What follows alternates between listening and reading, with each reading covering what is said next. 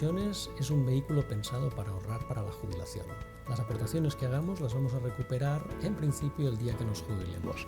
Las podemos recuperar también de forma anticipada bajo determinadas circunstancias. Las aportaciones que hagamos allí están incentivadas fiscalmente, con muy buenos incentivos. En un fondo de inversión, el instrumento ofrece una mayor flexibilidad para entrar y para salir en determinados momentos del tiempo, pero no cuenta con esas ventajas fiscales que cuentan los planes de pensiones.